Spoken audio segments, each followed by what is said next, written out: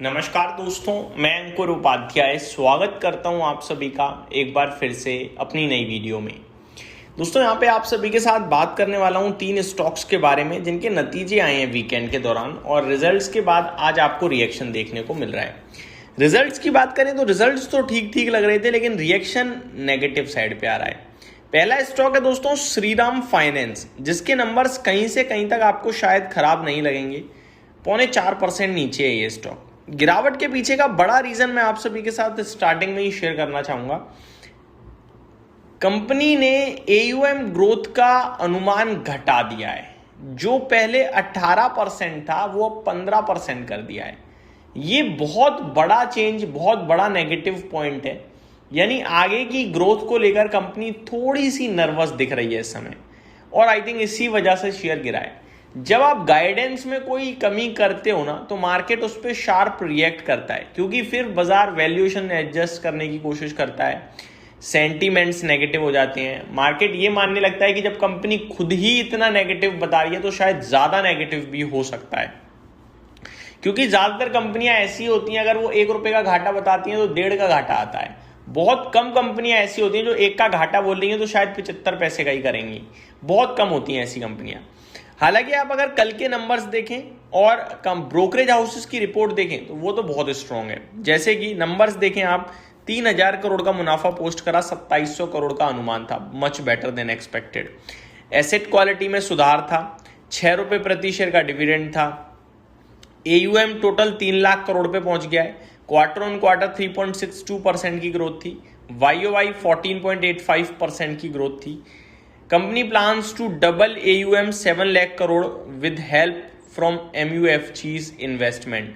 तो ये जो MUFG ने अभी रिसेंटली इन्वेस्टमेंट किया उसकी वजह से 7 लाख करोड़ के AUM पे कंपनी का पहुंचने का इस समय आप ये कह सकते हैं प्लान है।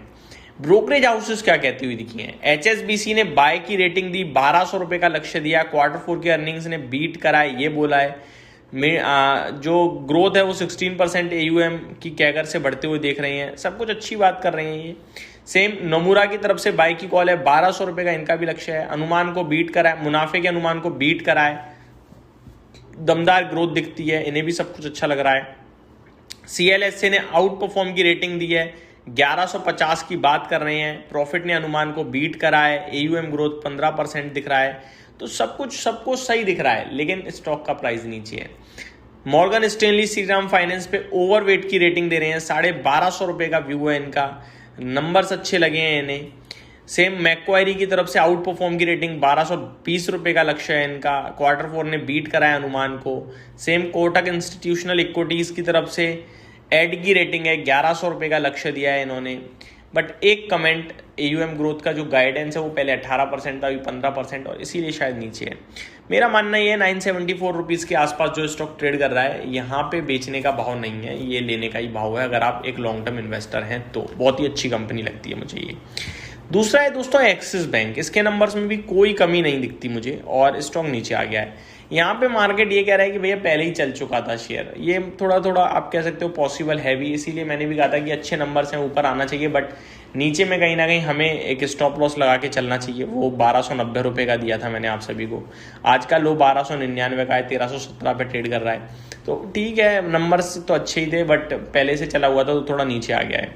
नंबर्स की बात करें तो अनुमान को बीट किया था। वहीं अगर बात करें ब्रोकरेजेस की, तो नमूरा की तरफ से बाय की रेटिंग आई है, ₹1560 का लक्ष्य दिया है इन्होंने। UBS की तरफ से भी बाय की रेटिंग है, ₹1620, लक्ष्य थोड़ा सा बढ़ा दिया है पहले के कंपैरिजन में। कोटक इंस्टीट्यूशनल इक्विटीज भी बाय की रेटिंग के साथ हैं, 1600 का व्यू रखते हैं यहाँ पे। बर्स्टिन एक्सिस बैंक पे आउट परफॉर्म की रेटिंग के साथ 1600 का व्यू रखते हैं। तो ब्रोकरेज हाउसेस एक्सिस बैंक के ऊपर भी बुलिश हैं, ₹1316 पे, 16 के PE पे, खराब नहीं लगता है। हाँ, ये जरूर कहूंगा मैं आप सभी के साथ, शेयर बहुत अच्छे भाव पे है। ऊपर में रेजिस्टेंस फेस कर रहा है 1410 के करीब, लेकिन यहाँ से 1410 के लिए भी ₹100 होता है। तो मेरे हिसाब से पोजीशन कहीं ना कहीं थोड़ा बहुत एक्यूमुलेट की जा सकती है, और फ्रेश भी आप चाहो तो बना सकते हो। मेरे को अच्छा ही लगता है। अगला है रिलायंस इंडस्ट्रीज। ये इंटरेस्टिंग है।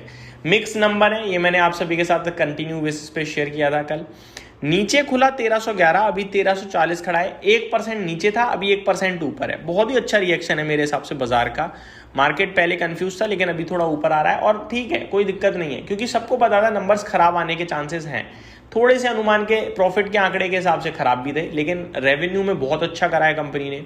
जियो सेगमेंट बहुत ही अच्छा कर रहा है कंपनी का। ऑयल टू केमिकल में सबको परेशानी दिखती थी, वो आई भी है। मार्जिन प्रेशर में रहे हैं बिकॉज ऑफ कच्चे तेल के दाम काफ़ी तेजी से बढ़े हैं, जिसकी वजह से परेशानी बनते हुए दिख रही है। बट अगर कच्चा तेल सेटल होता है तो वो टेम्पररी प्रॉब्लम है। मेरे हिसाब से रिलायंस ने नंबर अच्छे थे, मिले जुले आप कह सकते हैं, लेकिन ज़्यादातर साइड पे अच्छे थे। टूटा हुआ स्टॉक है तो गिरना नहीं चाहिए था और वैसा ही होता हुआ दिख रहा है। इस बीच में वरुण बेवरेजेस के भी नंबर्स आते हुए दिख रहे हैं, जो मैं आप सभी के साथ दिन के दौरान शेयर करूंगा। इस वीडियो में सिर्फ इतना ही। Thank you so much for watching this video. Have a great day guys.